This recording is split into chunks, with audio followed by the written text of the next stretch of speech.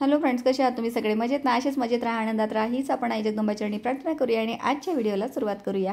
तर सकाळी सकाळी मस्त रवा आप्पे केलेले होते आणि रव्या आप्प्यामध्ये मस्त असं पोटभर नाश्ता झालेला होता मुलांचा। त्यानंतर आज मस्त असा झणझणीत मटणाच्या भाजीचा बेत होता आणि फुल व्हिडिओ मी आधी पण टाकलेले आहेत मटणाच्या भाजीचे, आपले महाराष्ट्रीयन पद्धतीने जळगाव साईडच्या पद्धतीने कसं करतो ते। तर माझ्या पद्धतीने ते दाखवलंय मी तुम्हाला त्यामध्ये, तर नक्की तुम्ही चॅनलवर जाऊन बघू शकतात। आणि आजचा हा असा बेत होता, मटणाची भाजी, कांदा, लिंबू, भात आणि त्यासोबत चपाती।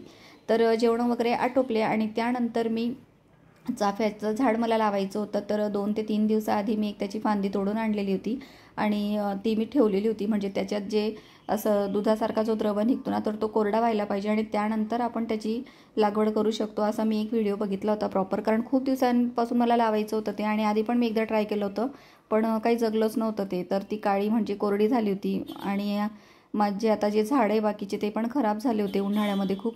तर मग मी कुंड्या वगैरे बाजूला ठेवून दिल्या होत्या, त्यामुळे सगळे झाडं खराब झाले होते।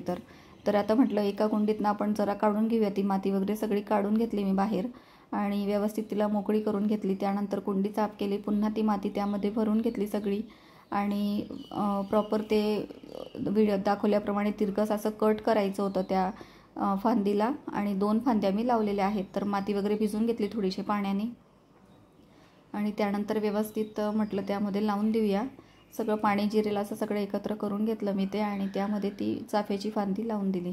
तर म्हटलं बघूया आता प्रॉपर आपण आता केलेलं आहे तर ते उगवतं की नाही। तर या ठिकाणी ना मला आईचीच आठवण झाली, कारण आईला झाडं इतके आवडायचे ना की ती कुठंही गेली की फांदी वगैरे जर का आणली आणि फक्त लावून दिली तिने तर लागलीच ते जगून जायचे। मस्त गुलाबाची रोपं किंवा मोगऱ्याची असे खूप सारे झाडं ती आणायची आणि लावत असायची। तर या ठिकाणी आता ते लावून झालं होतं, त्यानंतर ब्लाऊज वगैरे मला शिवायचे होते, तर म्हटलं करू ते, पण मुलांचं वेगळंच चाललं होतं की बाहेर घेऊन चला म्हणून। तर खूप दिवसांपासून जायचं होतं, तर आता म्हटलं चला जाऊन येऊया आपण। कुठे चाललोय आज आपण? ट्रॅम्पोलिन पार्कला। चला, खूप दिवस झाले दीदीचं चाललं होतं की कुठे नेत नाही, खूप दिवस झाले आली मी, तर आज आम्ही चाललोय बाहेर आणि बघूया आता ट्रॅम्पोलिन पार्कला काय काय आहे ते। फर्स्ट टाइम जातोय, आधी राजला जायचं होतं पण दीदी नव्हती म्हणून आम्ही गेलो नव्हतो, एकत्र जाऊया म्हटलं सगळेजण, तर चला। तर या ठिकाणी आता सगळेजण आवरले आणि निघालोय आम्ही। तर खूप काही लांब नाही आहे, जवळ आहे घरापासून, 5-6 किलोमीटर आहे फक्त। त्यानंतर इकडे आलो आणि खूप छान होतं, बाहेरचं जे देखावा होता तो पण खूप छान होता, एंट्रन्स त्यांचा।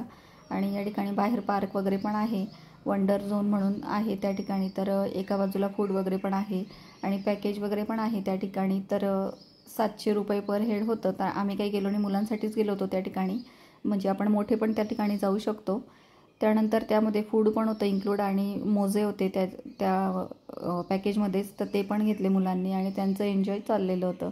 तर खूप साऱ्या ॲक्टिव्हिटीज आहेत त्या ठिकाणी आणि एकाच याच्या खाली खूप साऱ्या गोष्टी आपण करू शकतो। तर मुलांना खूप दिवसांपासून जायचं होतं त्या ठिकाणी पण जमतच नव्हतं, तर मुलं मस्त एन्जॉय करत होते आणि छान आहे एकंदरीत मुलांसाठी। अजून लहान मुलांसाठी तर खूपच छान आहे आणि जे खूपच लहान मुलं आहे त्यांचा वेगळा सेक्शन होता त्या ठिकाणी, त्यांच्या मम्मी पण मध्ये जाऊ शकत होत्या इकडच्या बाजूला आणि ते सुद्धा खेळू शकत होते।